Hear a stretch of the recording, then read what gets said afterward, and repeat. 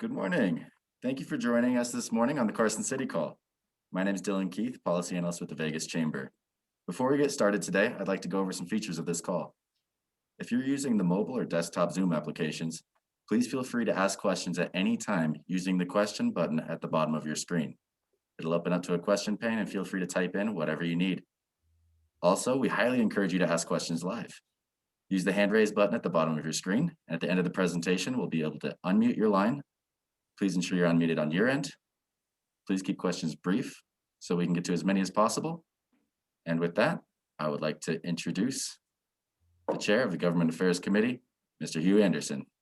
Thanks very much, Dylan. We appreciate it. And thank you all for joining us. Before we turn it over to Paul, I'd really like to reiterate and encourage all of you to sign up for our Chamber Advocate program. Becoming a Chamber Advocate is one of the most helpful things and most important things you can do to support the Vegas Chamber's efforts during the upcoming session or the session we're in now, but it also helps yourself. It's no secret that the legislative session is a tough session for our business community. There are many bills that can hurt us.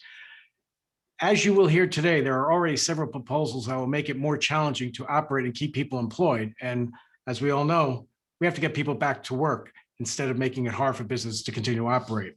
So as a Chamber Advocate, your help will amplify the Chamber's voice by sharing with lawmakers in our community the real impacts a proposal would have on your business and your employees. You are the frontline people who can have an impact on telling that story. For more information, please visit vegaschamber.com. For our President's Club and advocacy members on this call, I'd like to encourage you to attend the Chamber's Legislative Day on April 6th. During that day, we will meet with constitutional officers, legislative leadership, and legislators. Our legislative day this year is virtual due to the Capitol building still being closed, but it will still be a very meaningful way to connect with legislators and make sure they hear your voice, not just our professional team. They're representing your business and your input is valuable to them. Look for registration details in the weekly rundown, which you receive every Friday afternoon. And finally, I want to thank our BizPack donors who are on this call. Your generous contributions to BizPack make it possible for us to support lawmakers and candidates who will look out for the interests of employers, employees, and entrepreneurs. That's a long-winded way of saying it helps support those who get it, who understand what makes this economy hum. BizPack is a very important part of the Chamber's government affairs strategy, and we appreciate your generosity. So with that, I'll turn it over to Paul Moradkhan, our Senior Vice President of Government Affairs, for the latest from Carson City. Good morning, Hugh, and thank you for that introduction. Of course, Hugh, always appreciate your support as Chairman of the Government Affairs Committee, and to Hightower Las Vegas for being the sponsor of the legislative Carson City calls that are open to all of our members. So Hugh, thank you for your ongoing leadership and support for our members. As Hugh indicated, we have quite a bit going on today, but I do want to just take a moment and introduce the entire team. Dylan Keith, of course, is our analyst at the department. Erica Valdez is our phenomenal PAC fundraiser. And David Daslich is our Director of Government Affairs. All of them are here in Carson City today, lobbying on your behalf on a variety of different bills that we're going to talk about. So we'll get into that conversation.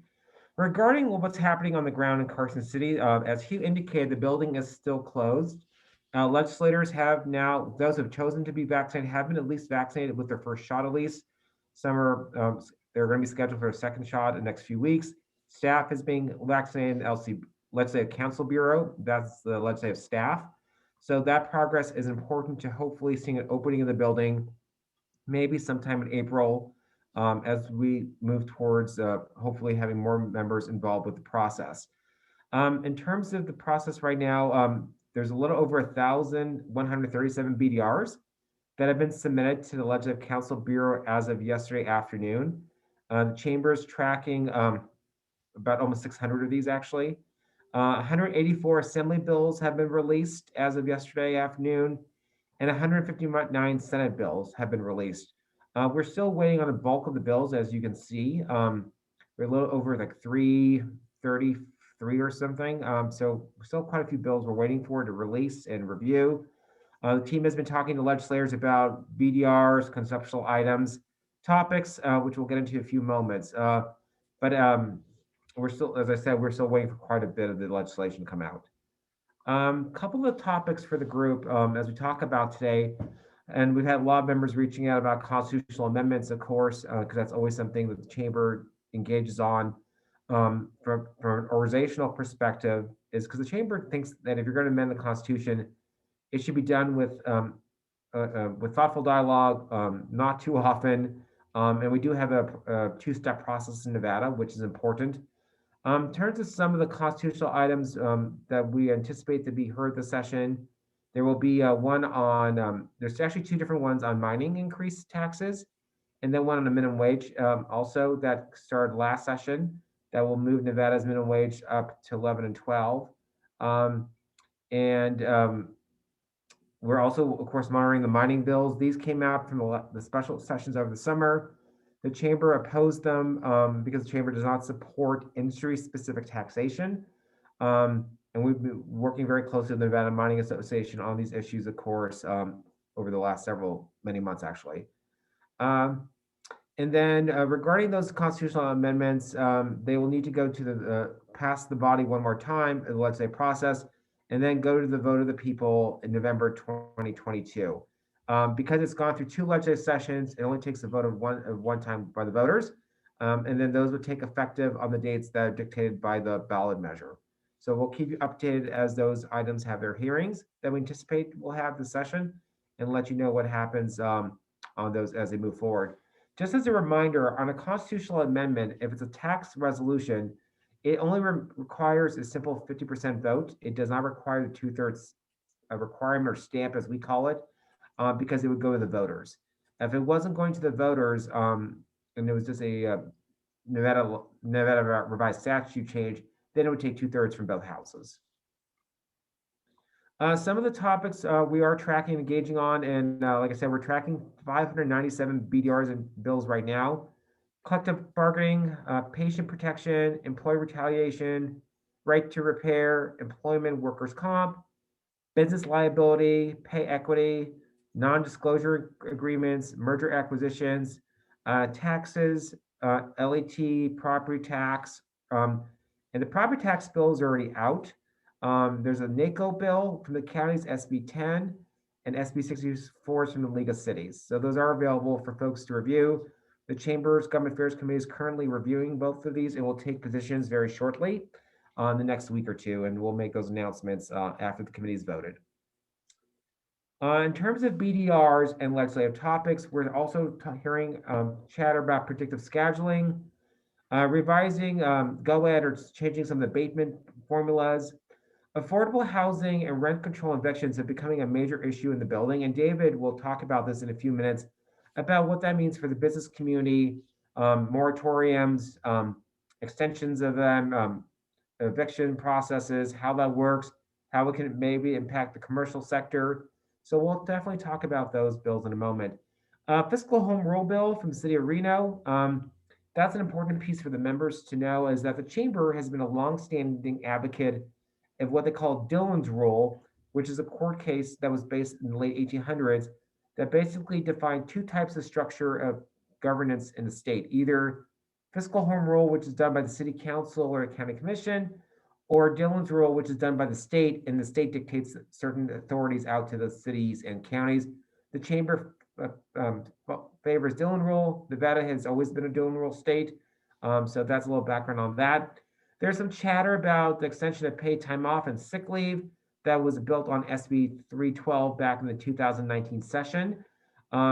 Emission standards, climate change, that's also a topic regarding natural gas usage and regulation, which we'll talk about in a few moments.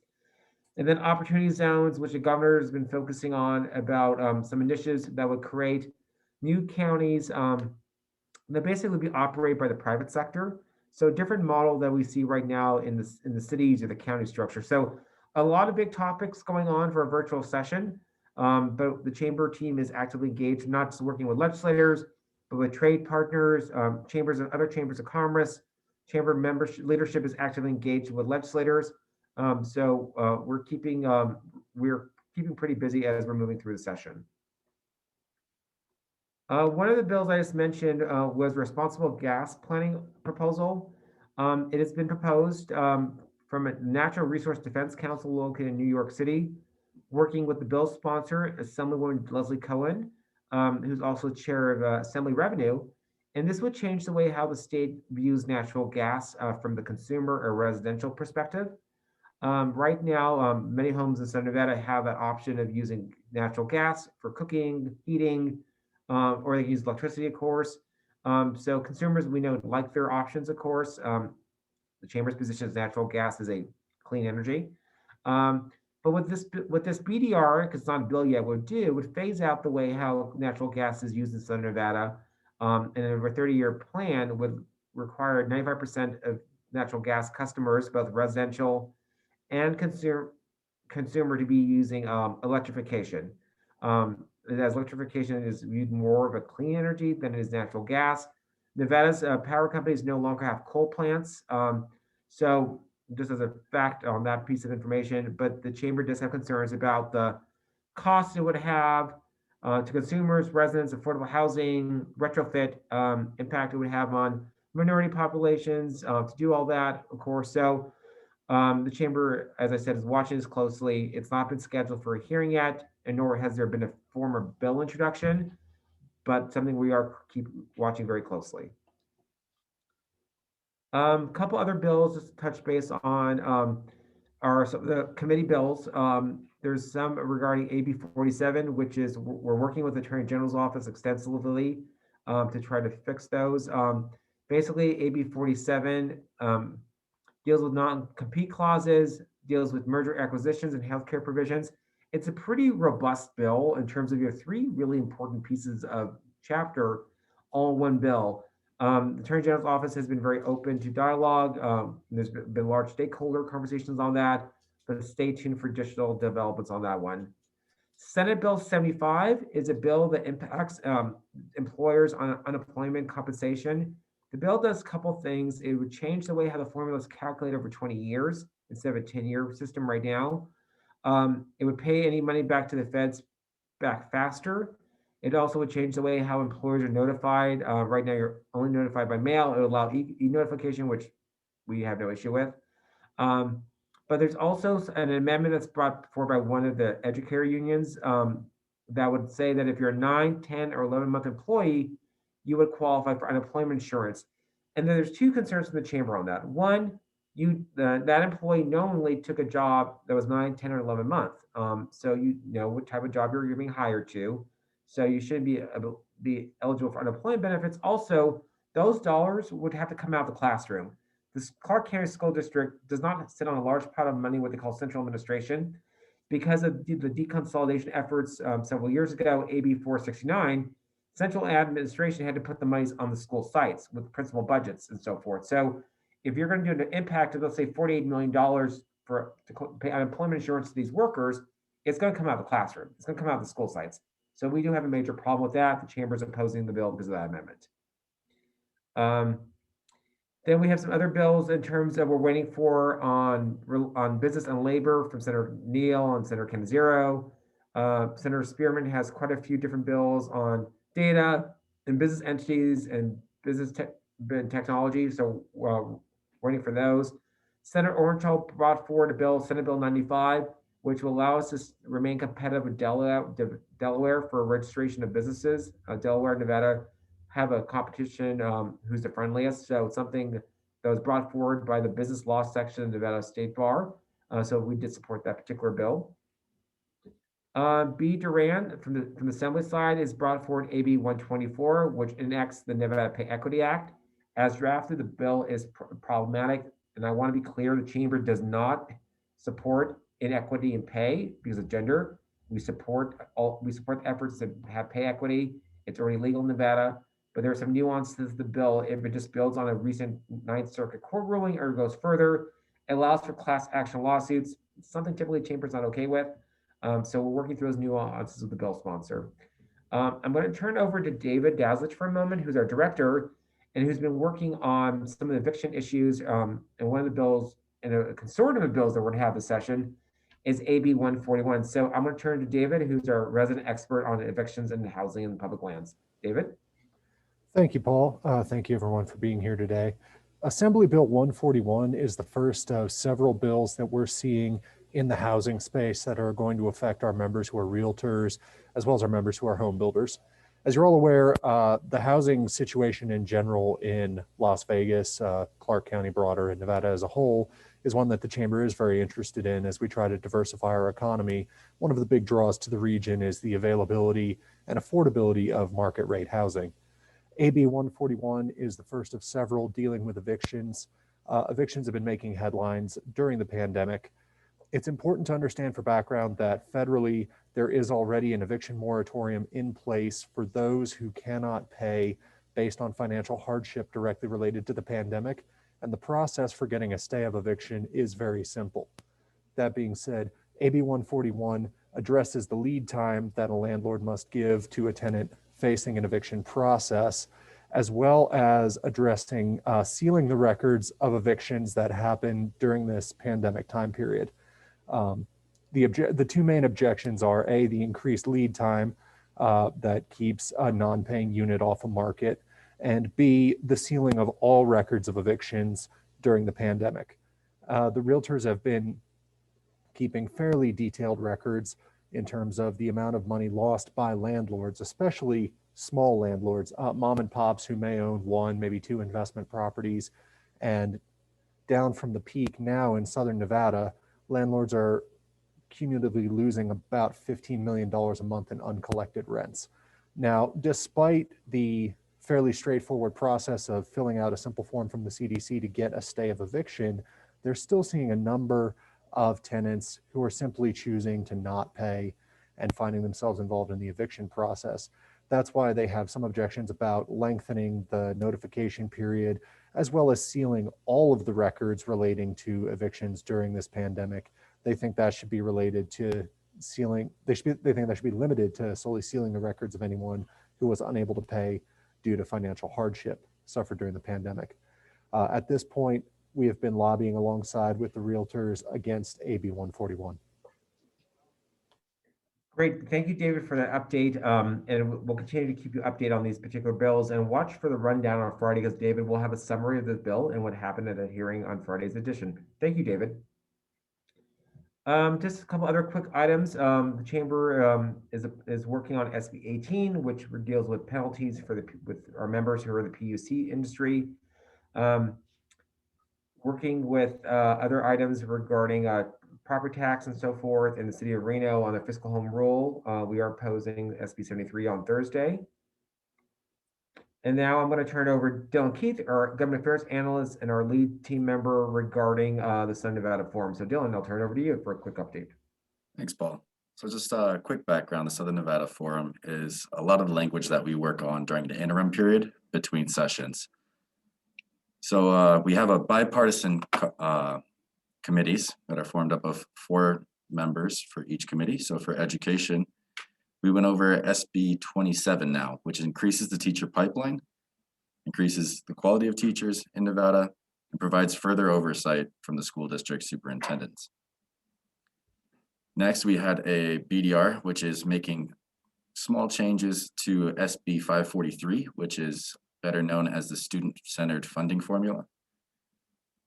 It'll be able to better react and work for our students more to make sure that the money is getting into the classrooms. After that, we looked at capital improvement projects, including the CSN Sahara West Center, the UNLV Medical School, UNLV Engineering Building, and as well as the Nevada State STEAM Academic Building. For economic development and workforce, we had 3 different bills in this as well. We wanted to make sure that we're increasing qualified workforce with BDR S876. With BDR 925, we are increasing dual enrollment programs with Nevada State and CSN to make sure that we're removing some of the barriers that some high school students may face and get them started on the college pathway and then make it affordable for them as well. And last, we wanted to do an appropriation with Nevada State College to increase their early childhood education program, make sure that their teachers are being vetted well, educated well, because it does have such a big impact in the reducing the school unreadiness gap. In good governance, we had a large focus on receiving our fair share of grants. So with BDR 18100 and BDR 800, these two BDRs will increase our grants office from the 2 people that are working there currently to actually having a fully funded office to make sure we're getting that return on investment and getting our fair share of federal dollars. In the healthcare committee, we focused largely on increasing our doctor shortage. So quite a few different doctors have been skipping over Nevada because the fees are either too much, there's too many different fees, there's too many steps to get licensed as a doctor, even though they already are credentialed. So we wanted to streamline this process a little bit to make sure that our caregivers are still highly qualified, but to make sure that other caregivers from other states aren't skipping over us when they're looking at their next move forward. And lastly, in the transportation committee, we wanted to promote what's called microtransit. For some reason, we were excluded from the bill in Clark County during the last legislative session. Washoe County recently launched their microtransit system, and it's been working great for them. This helps out our seniors, our disabled folks, lets them get a little bit more mobility around the city. Think more like Uber or Lyft, but catered towards our citizens here in Clark County. Great, thanks, Dylan, for that update. And just to let everybody know, the March Business Voice was just released yesterday, and that cover story talks about the Southern Nevada Forum and goes into details on many of the BDRs that Dylan mentioned today, along a list of those, and then points of contact from the different legislative chairs, along with some of the background, a couple of these topics that Dylan mentioned. For example, the federal grants piece has been endorsed by the governor and Speaker Firestone. So definitely check out that. It's available at lvchamber.com or vegaschamber.com for your updates on those issues. So thank you, Dylan. Thanks, Paul. Next, we're going to move into our PAC component. So I'll turn this over to Erica Valdez, who will give an update about this PAC and the role that's playing this legislative session. Erica? Thank you so much, Paul. Good afternoon, everyone. I'm Erica Valdez, and I'm the BizPAC fundraiser for the Vegas Chamber. So each year, elected officials spend months considering proposed legislation that could affect businesses, competitiveness, its ability to create jobs, and the bottom lines. So from legislation on unemployment laws to taxes, the Vegas Chamber is actively involved in every major issue facing the state's business community. And the fate of the legislation can depend on how many pro-business candidates are in office. That's why it's so important that businesses have a strong political action committee. BizPAC, the bipartisan political action committee of the Vegas Chamber, makes contributions to pro-jobs, pro-growth candidates who believe in businesses' rights to compete on an equal basis in the marketplace. BizPAC's strength lies in the involvement of business professionals like you. We all have a stake in the future of our state's businesses and economy, and that future can be dramatically altered through legislation and regulation. That is why business leaders contribute to BizPAC, to support those candidates who support businesses. For a growing, vibrant economy that leads to good jobs and strong communities, Nevada businesses need BizPAC. So if you're interested in more information on BizPAC, please contact me at 702-245-8465 or at evaldrez@vegaschamber.com. Thank you. Thank you, Erica. And again, I think she brings up some excellent points about why we always could use members' support for BizPAC. It's essential to our political affair activities. And please reach out to Erica if you have any questions about BizPAC. Dylan, let's see if there's any questions from the members today on the call before we wrap it up today.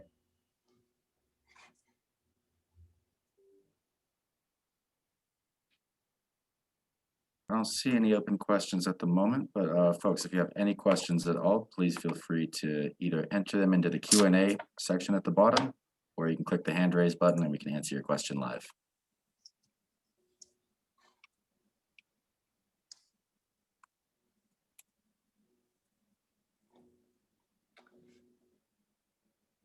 All right, well, folks, if you do have any, go ahead, was there a question? Folks, if you do have any questions, feel free to reach out to any of our team members, of course. Our information is on the website, or you can contact us through our emails or cell numbers that we posted on the website. Want to thank Hugh Anderson, our committee chair, for, of course, facilitating today's meeting, our membership. And if anybody has any questions, feel free to reach out, and please watch out for this Friday's rundown for the ladies from Carson City. Stay safe, everyone, and we'll talk to everybody soon. Take care and have a great day.